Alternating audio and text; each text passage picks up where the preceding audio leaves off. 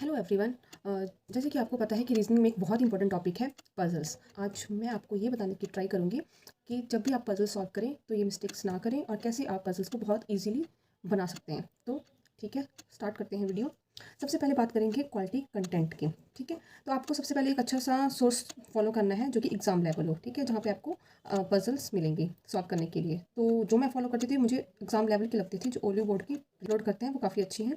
Practice mock की जो free quiz आती हैं वो ट्राई करिए, वो भी बहुत अच्छी हैं। और अड्डा 247 की क्विजेस अटैम्प्ट कीजिए। ठीक है, ये तो होगी कंटेंट की बात कि आपको यहाँ से पजल मिल जाएंगी ईजिली। ठीक है, अब मैं आपको बताती हूँ कि इस टॉपिक में हम बाद में बात करेंगे how to think by solving puzzles. ठीक है, तो इससे पहले मैं बात करती हूँ कि किस टाइप की एग्जाम में पूछी जाती है। एक तो फ्लो टाइप पूछा जाता है, लाइन जिसमें कि रो आती है, पैरेलल रो आती है, सिंगल लाइन में आती है, या फिर अननोन जिसमें अननोन पर्सनस होते हैं। ठीक है, एक आती है बॉक्स बेस्ड जिसमें 1 to 2 वेरिएबल्स इसके किसी भी साथ रह सकते हैं। वेरिएबल्स वो लेवल ऑफ एग्जाम पे डिपेंड करता है, क्लरिकल का दे रही हो या मेंस का दे रही हो। ठीक है, जिसमें एक सर्कल में भी आपसे पूछ सकते हैं, उसमें चेंजेस करते हैं लेकिन होती ये चीज़ सर्कल दे देंगे आपको, रेक्टेंगल, स्क्वायर, ट्राइंगल। ठीक है, और इस तरह से और होती है मंथ बेस्ड भी होती हैं, ईयर बेस्ड होती हैं, राइट। इस टाइप की होती हैं जनरली, यही आपसे एग्जाम में पूछे जाते हैं। थोड़ा सा डाटा इधर उधर कर देते हैं, लाइक सर्कल में भी कलर्स दे देंगे, इन साइड आउटसाइड सर्कल बता देंगे। ठीक है, कुछ पर्सन उसमें मिसिंग कर देंगे, रेक्टेंगल में वैसे करेंगे, कौन कोई कहीं ट्रैवल कर रहा है तो वो सिटीज़ दे देते हैं। ठीक है, दे देते हैं। इस तरह से बॉक्सेस होते हैं, लाइक 9 बॉक्स हैं, उनको आपको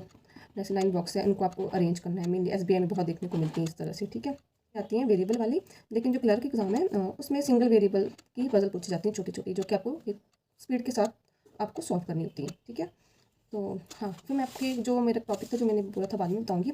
हाँ, इसमें सबसे बड़ी इंपॉर्टेंट चीज़ है ये कि आपको सॉल्व कैसे करनी है, क्या सोच के सॉल्व करनी है। ठीक है, सबसे पहले आप एक क्वेश्चन उठा लो पजल। ठीक है, जो स्क्रीन पे होगा उसको आप रीड करो, फर्स्ट लाइन रीड करो, फिर उसको इमेजिन करो। लाइक अगर बताया है सर्कल के बारे में कि सर्कल किया, ठीक है, आपने इमेजिन कर लेना है सर्कल। फिर यहाँ पे बताया होगा कि यहाँ पे 9 पर्सन है। ठीक है, आपको 9 पर्सन बना लेने हैं अपने माइंड में। तो आपको बता रही हूँ थोड़ा पिक्चर करके कि किस तरह से आपको थोड़ा सोच लेना है ऐसे। ठीक है, फिर आपको बोलेंगे कि एक पर्सन है, उसके सेकंड लेफ्ट में दूसरा पर्सन है। ठीक है, ए सेकंड लेफ्ट टू बी, और सारे फेस कर रहे हैं इनसाइड। तो आपको इमेजिन कर रहे हैं कि हाँ, ए को बताया है बी के सेकंड, तो ए को आप ऐसे इमेजिन कीजिए यहाँ पे और बी को यहाँ पे। इस तरह से ना पहले सोचिए, सारी प्रोसेसिंग जो है वो माइंड में कीजिए। पूरी पजल माइंड में नहीं सॉल्व करनी है, बस थोड़ा सा ना एक पिक्चर बनाइए कि किस तरह से, मतलब जो आपकी जो फाइनल रिजल्ट आएगा वो किस तरह से होगा। ठीक है, कि आप सोचिए कि सेकंड में यहाँ पे गैप आता है, ओके, 2 सीट्स भर गई हैं। फिर एक और की बात करेंगे जो कि यहाँ पे होगा डी, फिर उसके फेसिंग, अच्छा यहाँ पे भी भर गया, ये सीट बच गई हैं, अब रह गए 2 पर्सन। इस तरह से मैं एग्जांपल दे रही हूँ। अब 2 पर्सन रह गए हैं, तो आपको फिर वो देखनी है कि कहाँ पे कोई ऐसी लाइन होगी जैसे ए और जैसे ई और डी के बीच में सिर्फ एक पर्सन है। ठीक है, तो आप साइड में लिखिए, फिर आप स्पेस ढूंढिए इस सर्कल में कि कहाँ पे ऐसा स्पेस मुझे मिल रहा है कि ई और डी आएंगे। तो और भी आपके पास इन्फॉर्मेशन होगी कि ई जो है वो बी के साथ नहीं होगा, तो इस तरह से आप दूसरी तरफ स्विच कीजिए। तो आप स्पेसिस ढूंढिए। ठीक है, उनको फिट करने की कोशिश कीजिए, फिट करने की कोशिश कीजिए, आपकी पजल्स हमेशा ईजिली बनेगी।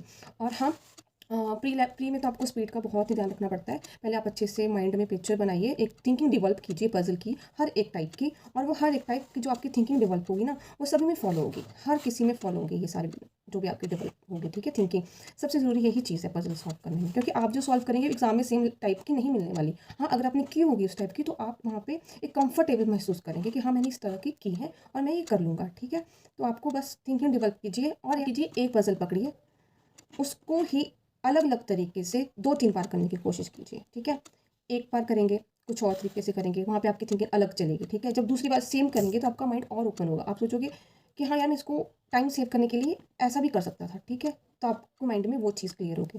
थर्ड टाइम सॉल्व करने की ट्राई करेंगे तो आप कुछ और चीज़ें क्लियर होंगी, ऐसे आपकी क्लियर होती जाएंगी और आपका जो थिंकिंग प्रोसेस है वो भी इंप्रूव होगा, जो कि आपको बहुत जल्द देखने को मिलेगा जब आप बाकी टाइप की भी सॉल्व करेंगे। तो एक सॉल्व करते हैं, फिर चलो दूसरी लगाते हैं, दूसरी सॉल्व कर ली, तीसरी, ऐसा मत कीजिए। एक कीजिए उसको 3 बार कीजिए। ठीक है, फिर नेक्स्ट पे स्विच कीजिए, फिर उसको भी 2-3 बार कीजिए और सोचिए कि यहाँ पे मैं क्या कर सकता था, और टाइम सेव करने की कोशिश करो, जितने कम टाइम में सेव कर सकते हो।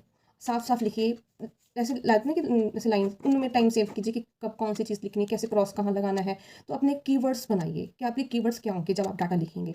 ऐसे कीवर्ड्स होंगे, इसका मतलब है एक स्पेस है, कि ऐसे लिखते हैं इसके सेकंड लेफ्ट में है, इस तरह से कीवर्ड्स, उनको उनके ऊपर भी ध्यान दीजिए, क्योंकि ये चीज़ें आपको ही पढ़नी है एग्जाम में। अपनी खुद की कीवर्ड्स बनाइए, किसी का मत देखिए कि कौन सा टीचर कैसे कर रहा है, बना रहा है कीवर्ड्स। ठीक है, वो उसकी अंडरस्टैंडिंग हो।